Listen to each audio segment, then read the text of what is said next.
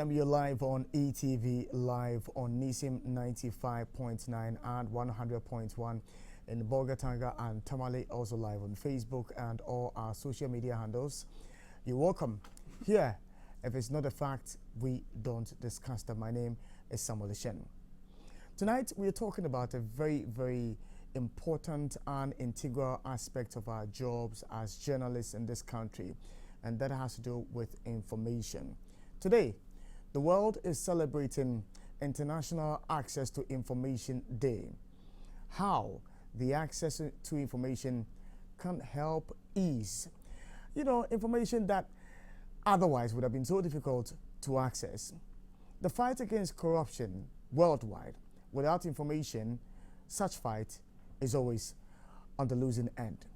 There is also the information that would help inform and educate the populace to appreciate government policies and government direction. All these would only come to light if we have access to information. But how accessible is information? And what necessarily constitutes information? Tonight, we'll try to understand all these aspects of what information is and how easily one can access information in this country, especially on the back of the passing of the Right to Information Act in this country. How much do you know about the right to information? How well informed are you about the right to information? Have we tested the law enough to know whether it's working or not? On the back of the recent case of the Media Foundation for West Africa and the Minerals Commission, where initially they had been told to pay $1,000 and the Right to Information Commission ruled insistent that they pay some 1.9 Ghana cedis or so, amounting to, let's say, 2 cedis, and they had requested for this information even via a soft copy medium, and yet they were being told to pay that amount of money. Tonight we'll try to understand the ins and outs of that law. We'll try to appreciate the processes one would have to go through before one can have access to information from any of the state agencies. Again, we will try to understand the modalities of the law and try to access information. Who can apply and who cannot apply? Tonight, that's our focus on Fact Sheet live on ETV. We'll take a short breather. When we come back, we'll delve deeper into the issues. Do kindly stay with us.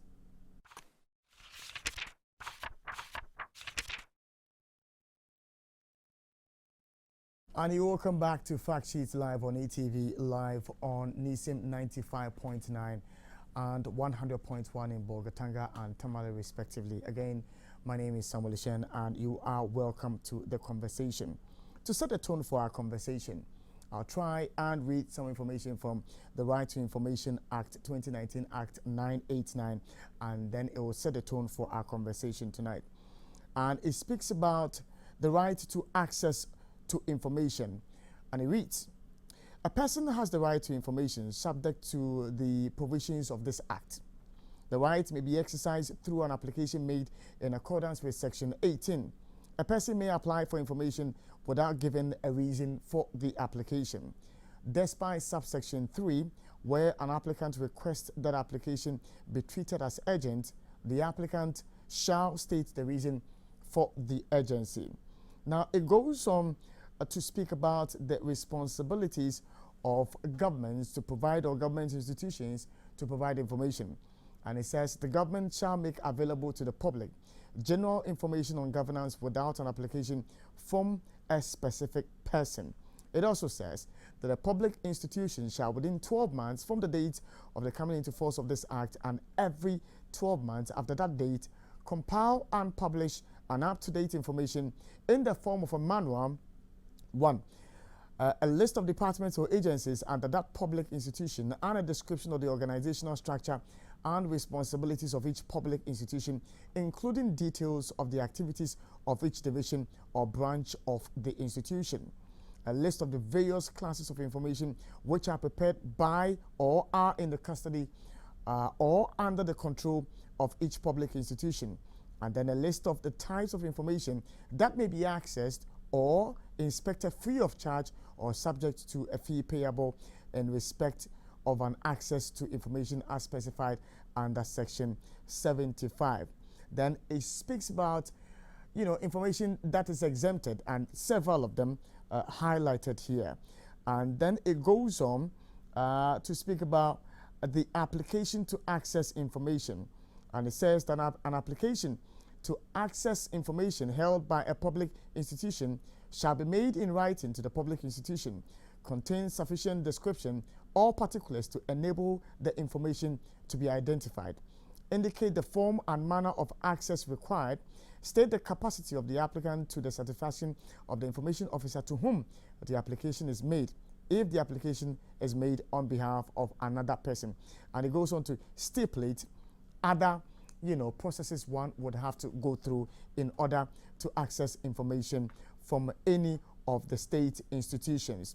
As earlier indicated, tonight my guests to help me discuss the issue are Mr. Kweku Krobia Asante, is the Programs Officer for the Media Foundation for West Africa, and then Madam Esther Ahulu, who is the Program Manager, Commonwealth Human Rights Initiative, Africa Office, and they would help me to discuss the issues tonight on Fact Sheet. So I say good evening to Kweku and good evening to Esther, who will be joining us via phone tonight on the show. Good evening. So let's try to understand what information is in the first place. What is information? Oh, that's a very broad and perhaps also a basic question. First of all, my regards to your viewers, and it's a pleasure being here.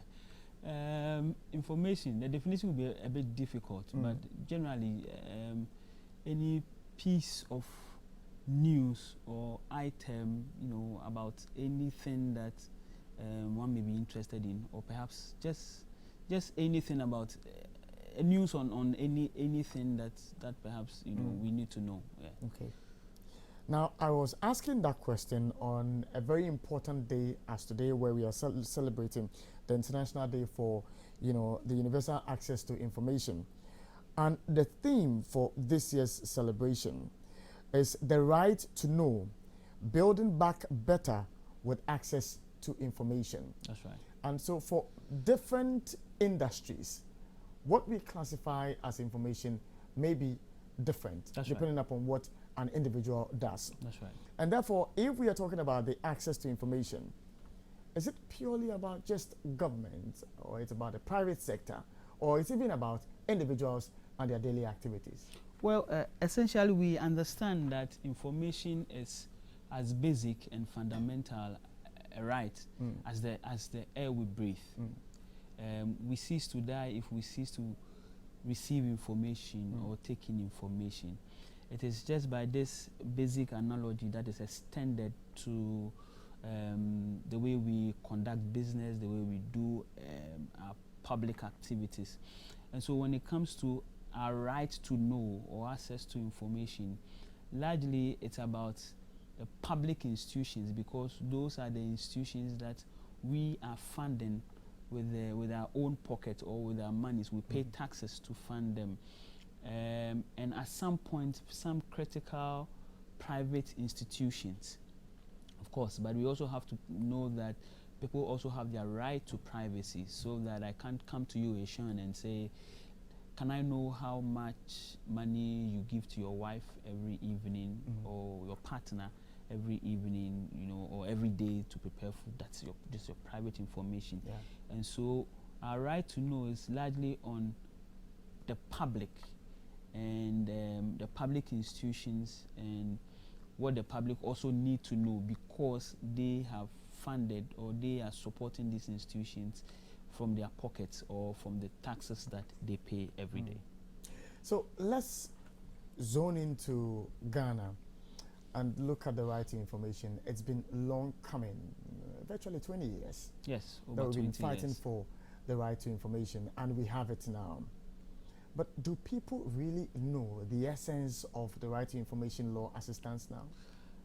From where we sit as the Media Foundation for West Africa, having done extensive work on the right to information, the access to information law or right to information law over that 20-year period that even we have existed, I think that it's still there's still very low or limited knowledge and low awareness of the law as it stands now, despite we being in the second year of its implementation. And I say this because on our own we have tried to test this law, to write to public institutions, to write to the local government institutions, district assemblies, municipal assemblies in three different regions, and sit back and wait and see how these institutions react to these laws, to the law and to these requests we have made, and comparing it what the law, the spirit of the law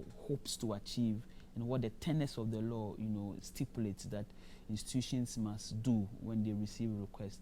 And we realize that even among these public institutions on whom the law largely based to be functional, we find very low knowledge and very limited resources even to them.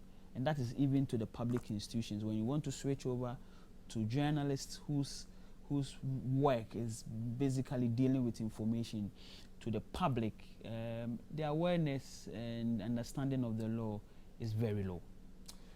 This, awareness which is very low, what could be the driving factor for the, low appreciation of the existence of the law, considering that we fought for it for a long time now? I think that, to be fair, to start with, this is the second year, and so maybe it's been 2 years, so maybe as it beats up, people may know. But our expectation is that even in 2 years, in the second year of implementation, perhaps a considerable number of people should know. I think that is basically, we don't see much aggressive publicity or some visibility campaigns by the institutions that have to do that. This campaign on the law has largely been about the coalition. Esther Holu, for instance, being one of the focal persons for the coalition. We Media Foundation for West Africa being part, CHIR, her organization, a number of organizations have largely been the people who are moving in there, pushing for it. On our own, we've trained about 175 journalists, 15 of them being investigative journalists. We have trained heads of the district assemblies, the MCEs, DCEs, coordinating directors, information officers, and held forums. You don't seem to get that from the other side, the government place, and you don't see much extensive work, of course. And so perhaps that who should be promoting it in the first place? Is it the government that should be promoting it, the sensitization exercise, that effort? Is it government that should be spearheading it? Or it's we, the journalists, who have been fighting over the years for the passage of this law? I think it goes two ways, but I'll place much more responsibility in the hands of government. Okay, so as I know, it's the Ministry of Information who's spearheading this whole exercise, and then there is the Information Commission, the Right to Information Commission, which was established in October 2020. They are also fairly new, but they are supposed to be in charge. We've heard a lot of reports from the minister about information officers they have trained, about the district officers they have dealt with, and all that. So really, when it comes to resources or people having the resources to get the work done, it is supposed to be the responsibility of government, i.e. the Ministry of Information and the Right to Information Commission. We as journalists also will have to bear some aspects of the responsibility, because we essentially work with the maxim that the public need to know. And so if this is very important that the public need to know, we need to educate them on that. And to that extent, maybe we, the media and journalists, will also have to take the blame. But I mean, to a large extent, the responsibility has to be one that the Ministry of Information and the Right to Information Commission has to deal with. Let me go on the phone lines and speak to Esther and pick her thoughts on this. If a law passed to guarantee our access to information itself lacks, information about its existence, then do we really have a law to give us access to information, Esther? Thank you, my brother, and good evening to your viewers and listeners. Yes, definitely. We have a law to give us information, but just that, as has already been said by my colleague girlfriend at the studio. This is going to be a process, but not an event. Yes, in fact, we acknowledge the fact that the advocacy took so many years, and therefore, at least during that period, some awareness should have been, we should be comfortable that at least majority of people have a bit of information about this, and therefore, when it passed, the expectation is that we will all rush and use it. But not also forgetting that once it's passed, there's a need for certain structures to be put in place. And these structures are going to facilitate the implementation. So information as it stands now, the reason why you say that we have access to information law, but you would maybe say that we don't have enough information, is because the structures are now being put in place. And again, we acknowledge that the structures, some of them have delayed because for Ghana, for instance, when the law got passed, we gave ourselves some time just to prepare for the implementation. And my understanding is that this is the only law in our history that we actually give ourselves a space that, okay, let's give us this period to prepare for its implementation. So our expectation was that because of that, at least much of the basic fundamentals would have been in place before the law became, people started using the law or it became enforceable. But that was unfortunate. And so the law is there. It is supposed to facilitate information or access to information. But that's not really the case, basically because the law has to be backed with other structures. Because it's just not the law alone will not give us whatever it is needed. There's a need for certain structures to be put in place because things are going to be changed. The way we know the way we do our things, this is how public institutions do their things, this is how they keep their information and all that. All those things need to be changed. But before those things can be changed, there needs to be a standard structure of putting in place all these mechanisms to ensure that the way things are done are changed so that it will be easier when somebody is requesting for information. So I believe that it is in the absence of these basic structures. That is why, although we have an access to information law, it seems that we don't even have information, although we have a law. That is basically how I want to put it. It's just because of the absence of the basic structures that are needed to push the implementation or support the implementation of the law. All right, Esther, you keep talking about the absence of the structures. I would want for you to highlight on some of these structures that are absent, that's inhibiting the free flow of information access. Okay, thank you. I think I heard somebody talking about information manual. One of the very key aspects of the law is that all public institutions are supposed to publish manual that contains all information that are in their domain. So your question you asked, we have a law, access to information law, but we don't have the information. Yes, the law says that when the law is being implemented, every public institution is supposed to come up with an information manual. I am yet to see any manual from any of the public institutions. What the manual seeks to do is that at least when I'm requesting for information from, or when I need information from, let me use the Agric Ministry, when I have access to information about their manual, I can just go through it and know that, okay, this particular information I am going to request for can be found in this particular institution.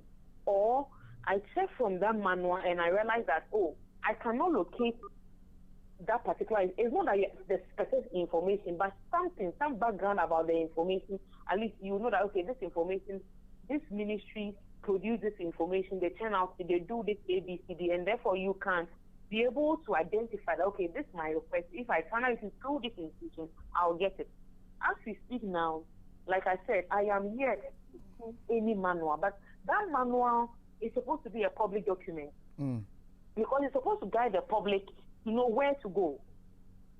If I need a particular information, where at all should I go? It's supposed to be a public document. Again, the law says that we are supposed to pay for the reproduction of the information. Now, as we speak now, the law says that when Parliament is supposed to come up with the Fees and Charges Act, that is supposed to support the act for its implementation. As we speak now, that is also not in place. And therefore, we know some cases that people go and request for information and they are turned away just because the absence of this structure. Because some of the institutions are giving the excuse that they don't know how much to charge. The law says that you should charge for reproduction, but the law says that the Parliament will come up with that.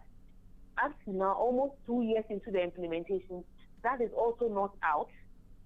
So how am I supposed to charge? So when you go, those who are minded will charge you according to, what they feel or what they think that they should charge you. And some will also tell you that I know a typical example of somebody who went to request for information about, I don't know, I've forgotten about it, but the person was directed to go to the Ministry of Information to go and pay and bring a receipt before the information can be given. Although the information that the person was requesting had nothing to do with information ministry. So there's a big challenge out there in terms of these basic structures. Do you get the sense these agencies themselves understand the law? Okay, so yes, lack of understanding is also a key, and therefore the sensitization campaign that the government is supposed to roll out, as my colleague said, is very key, because during this sensitization campaign, as much as it's also educating the citizenry, which is the demand side of information, the supply side of information, which is the public institutions, the private institutions, those are performing public functions who comes under the Act, are also supposed to also benefit from this education, because, like I said, this is new. So that stands to explain why you say that we have an access to information, but there is no information, or you say that there is no much information, although we have the law. They themselves, the public institutions themselves, lack better appreciation of this. And it is really understandable. It is a new thing. It is a gradual process. We need to study it in and out. And there's a need for a lot of sensitization and campaigns and let me say, outreach programs to enhance understanding and for appreciation of it. So it is both ways. When we are educating the citizenry, which is the demand side of information, the supply side of information also needed that much to be able to do what is expected of them as described in the law. So these are all the structures like I talk about, because public education is also needed here. So these are all some of the things that are lacking. And that is why the law is not functioning, or we are not getting what, all of us, our expectations when the law got passed. Once the law got passed, we are going to see a lot of information. People are going to rush to request for information. There is lack of understanding. There is inadequate structure to support the system. And all this is affecting the process. Now, let me come back to the studio and ask about the points that, Esther seems to make consistently about the lack of these structures. Because if I read the law, where it talks about the responsibilities placed on these state agencies, it stipulates that upon the coming into force of the law, they would have within 12 months to ensure that they make public these manuals. It's been more than 12 months. That's right. So are there punitive measures or sanctions that can be taken against these institutions for flouting this stipulated law within the law? With regards to the manuals, really, I side with you. I agree, because the law states categorically that after 12 months they have to put this in place, and it's just when you ask, I have had opportunity to interview a lot of people with regards to this law, even Esther in an interview, and you ask, they bring up a lot of excuses, COVID-19 contributing to it at some point.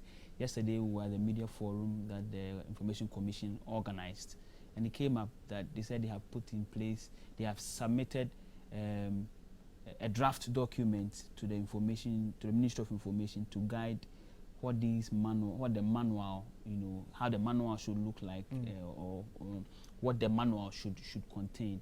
As this is a question that I mean, when it will be ready or how it will come up and all those things are questions that perhaps the Information Commission can respond to. I do not know anywhere in the law where the institutions must be punished for not bringing out the manual. What I know in the law is when institutions decide not to give the information or perhaps give you false information with that regard. And I think that as journalists, as the media, we should be pushing the Ministry of Information and the Information Commission to give us timelines. And there are a number of the structures that Esther was referring to. There's another one. There's supposed to be an LI, a legal instrument that is going to facilitate the law as it stands now, and that's a lacuna that yesterday the board chair of the Information Commission admitted to. I moved forward to ask a question that, as it stands now, the law says that when you make an application, a public institution has 14 days to make a determination on your request. What a determination means, it's that you write to ETV, given that ETV is a public institution, that I want to know how many journalists are at ETV, on what programs are they in charge of. ETV has 14 working days to respond to you, the applicant, to say, we have received your application and we are going to grant you full access, as in what you are requesting for, we have answers to all of them, and so we'll give it to you. Or perhaps what you are requesting for, we have only a part of it, a partial access, or maybe we don't have the information at all, and we are redirecting you or transferring what you are requesting for. They have 14 working days to do that. After that, the law does not put any limitation on when ETV or the public institution has to provide the information to me. Okay. I raised that, and we know that they say the LI will streamline all those things. I asked for timelines, and it's difficult for them to produce. And I think that there's a place where we have to push. Issues on fees and charges, the Miscellaneous Act that's supposed to come out to guide that. Issues on the manual, issues on the LI that is supposed to facilitate the law. We need timelines. When must we look forward to? Because these issues on fees and charges will continue to come up again and again and again. Media Foundation for West Africa versus NCA. I'm sure you followed. Yeah. We wrote to NCA to give us a list of radio stations when the last time they renewed their fees, their licenses and all that. They wrote to us requesting for 2,000 Ghana cedis. Yeah. For what? The law says that we only pay for the reproduction of the information. And it means that just because you are printing the information, just because you are putting it in a certain format for us, then that's what we have to pay for. So we went to court. In court, we were paying more, but we thought that we had to set a part for it. The court ruled that we should pay 2,000 Ghana cedis, which we felt was a bit too much. We are still considering if we are going to do an appeal. But if this fees and charges act is put in place, Minerals Commission wouldn't be coming up to us to say we should pay the equivalence of $1,000 because we are requesting for the list of people who have been registered to mine and people who have been turned down and the reason for turning them down. So we need to push for timelines on when these facilities or this infrastructure will be put in place. Else, the law is there, but it is very hollow, weak, and empty. Now, talking about it being hollow, weak, and empty, there's a part that always catches my attention when I'm going through it. And it speaks about the refusal to access, that authority to refuse, and the basis for the refusal of that information. Where the law says, a public institution may refuse access to information if the application is manifestly frivolous or vexatious. What constitutes a frivolous application? Who determines what is frivolous and what is not frivolous. That's right. I suppose they're supposed to wear Section 5. Yes. The law puts a tall list, I think from Section 5 to about 17 thereabouts, where exempt information is put there, information that is exempt, information that when you request, you may not be granted access for good reasons. They provide some reasons, information for the president, for vice president, for the consideration of parliament, information on foreign affairs, Ghana dealing with other international institutions, information on other private pieces of information and stuff like that. But again, but it goes on to talk about where it is in the interest of the public. Yes, of course. So for instance, let's, case in point, the Minister for Health buys Sputnik V, and we are all in a dilemma as to whether the right processes were, followed. And so we are looking for information, and so we write to the Ministry of Health that we are looking for information on the processes they went through. Let's say at the time, it was with Parliament, or let's say it was with Cabinet. But the information we were looking for was also in the public interest to determine whether due diligence was followed through to arrive at that agreement in the first place. Yes. Who determines that?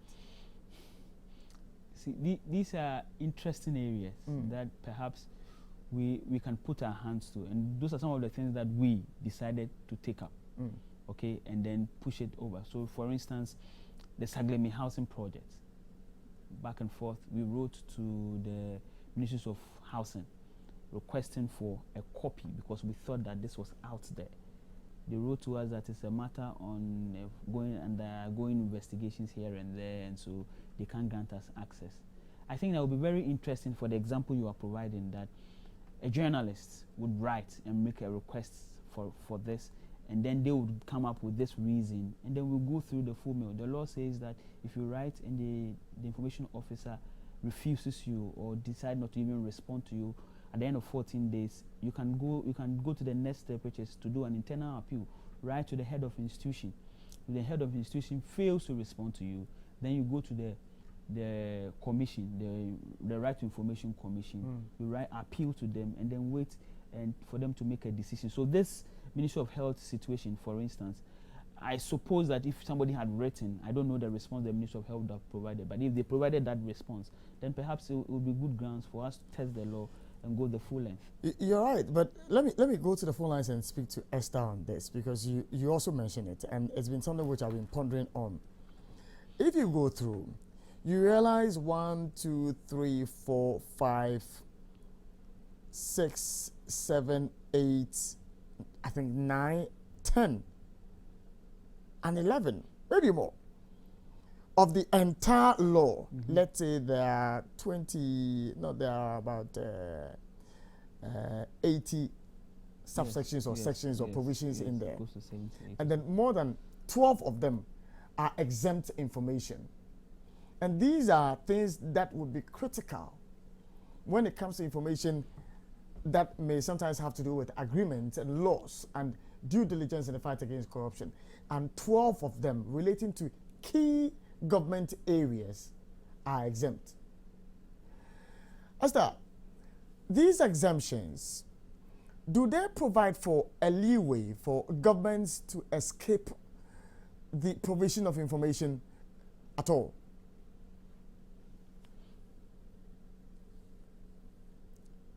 That version of the bill that we had used to. But now, when you look at, I'm sure you have a copy of the Act, so you were counting some of the provisions in the Act. So you can, let me just refer to, let me take you to Section 17 of the Act, which talks about disclosure for the protection of public interest. So I just want to read that because that section is just after all the exemptions you talk about. Indeed. The exemptions in the law actually start from Section 5 or so. Yeah. Up to 16, they are all exemptions. But also, I'm sure when you have the time and you read through, the exemptions are not broad. There are certain categories under it as well. So trying to narrow down the exemptions. So if, for instance, when you take one of the exemptions headings, if you take disclosure of personal matters, or let's say cabinet issues and all that, there are clear things under it saying that A, B. So specifying when you take even cabinet issues, what are the ones that we are saying that they are exempt? I don't want to go into details of that. I just want to refer us to the 17 I talked about, which is about the protection of the public interest. So that particular provision is actually an antidote to all the exemptions we talked about. So the exemptions are there though, but these provisions, like despite the provisions of this Act on Information exempt from disclosure, information is not exempt. So despite all those exemptions, that this provision under Section 17 is saying that they are not exempt from disclosure. If the disclosure of the information reveals evidence of, and it is stated, it listed some of the things that when it reviews, it means that all those exemptions you talk about are not exempt actually.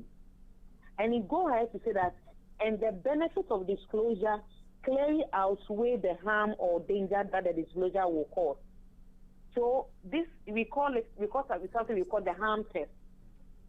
So public interest and the private interest. I think I heard my colleague on the platform, at the studio, saying that as much as we have access to information, it's not every information that we can also have access. There are limitations. When you talk about access to information generally, there are limitations. And I'm using one of the examples of the limitation is about the privacy of an individual. Because I think I heard him even talking about the fact that you cannot go and request and say that I want to know how much you give to your wife to cook for you. That's your private information. So that's the privacy of an individual. And I'm using one critical example, which is currently in the public domain, about this Takoradi woman, the lady who is pregnant. Who allegedly said she was pregnant and all that. That issue that's currently going on. You know, that's when I think some of the media houses called the hospital for information. That information were not given because that's the private information of the medical information of somebody is about his private information. Yeah. That information cannot be given just like that. But in a situation where that information is needed in the public interest, the law, if you come under the Act, to apply and request for such information, although when you look at the exempt clauses or provisions, you realize that that information will come under exempt information because it's about somebody's private issue, and therefore it shouldn't go out. But then weighing it as against the public, information that's supposed to go to the public, you realize that it might get to a point that that information should be released because of the public interest. Because you outweigh it, the privacy as against the public. Now, the public is more than the private. So you cannot say that because of one single person, the public should suffer from some inadequate information in the public system or some inaccurate information which is in the public system that can harm the security or the interest of the public. So in this case, measuring what is in the public interest in terms of the truth coming up just for the safety and all that of the public knowing that, okay, so that's really not the case. It was forced and it was planned and all that. So the country is not that insecure and all that. In order to protect the security of the state and all that, the public interest here will come and override the private interest.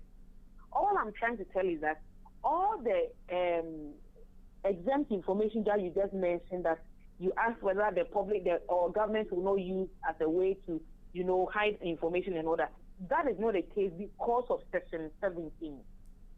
I hope I've answered you. And then I also want to go back a bit and refer to the LI, which my brother talked about a gap, because I heard you asking the question but even before you go there, Esther, the point about information in the interest of the public, that thin line between the determination of what is of national security importance and then what is of importance to the good of the general public, that determination, who makes it? Yes, so that is why you remember, I think has been mentioned already, we have information officer, which is the first point of call. After the information officer, you have the head of the institution at the institutional level, who is supposed to review decisions of the information officer. So assuming the information officer is saying that the information is not a public interest information and therefore cannot be released, and you think otherwise, the next step, like we have all identified, is to go to the head of the institution. If the head of the institution is also confirming that decision, the next person who can work on that is the Information Commission. That is why the Information Commission is an independent body. But so all these steps are put in place to ensure that, at the end of the day, we come to a common understanding that, okay, it is clear understanding that we all understand that this is a private information, or this information, it is in the interest of the general public. And remember, it does not also end there. You can also go to court, assuming maybe the ruling or the decision of the commission, you are still not satisfied with that decision that the commission will come out with. Esther, there are two important elements you are bringing into the conversation now.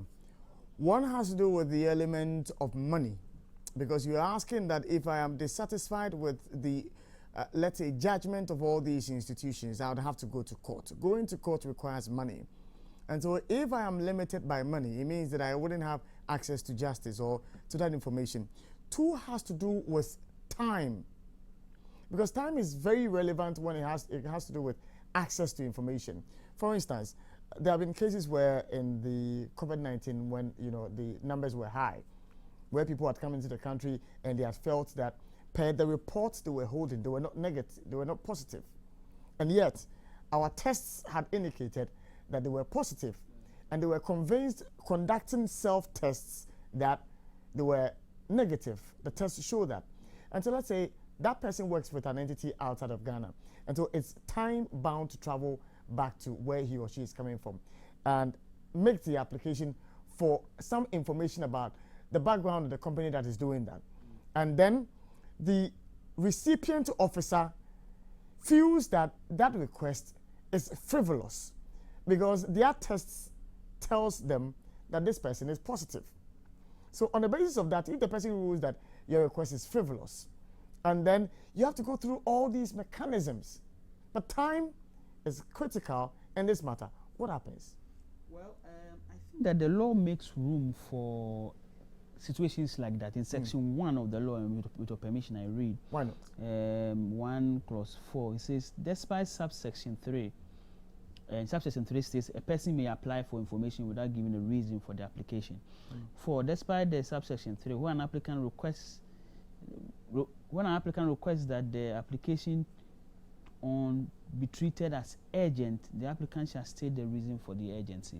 The point is that the law makes room for urgent situations, and so if in situations where you think that an information officer is denying you access, he says it's frivolous, and you want to move to the next step, I think it is key to always indicate that this is an urgent request, and perhaps from the background you have presented, it's reasonable that anybody who is treating this or attending to this request will treat it as an urgent situation, and hopefully it can work. But in the grand scheme of the things, I can understand. As a journalist myself, we deal with information we deal with currency, and currency is a news value.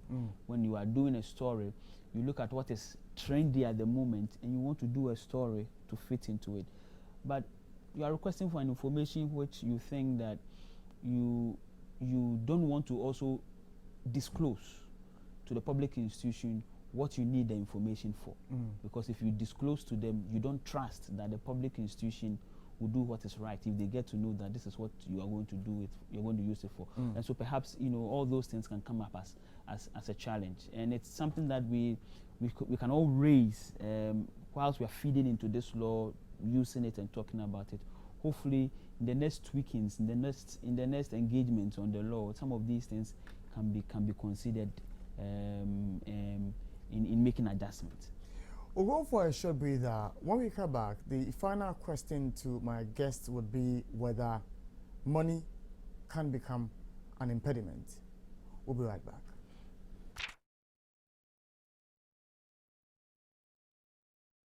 And welcome back to Fact Sheets Live on ATV. We've been discussing the right to information on a very important day where internationally the world is celebrating or commemorating World Access to Information Day. So I was asking whether money could become an impediment to accessing information. Can it? Let me start by saying that the law gives room for certain groups of people to have access to information,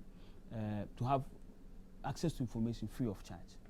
So persons with disabilities, when you're requesting for information about your own self, your personal information. So let's say you walk into Senate and say, I want to see my Senate contributions, and you request it under the RTI law, for instance. They're supposed to give you for free of charge, you don't pay. The law talks about indigent people, people who are poor, the poorest of poor. I'm sure you're going to ask me, how do you determine that?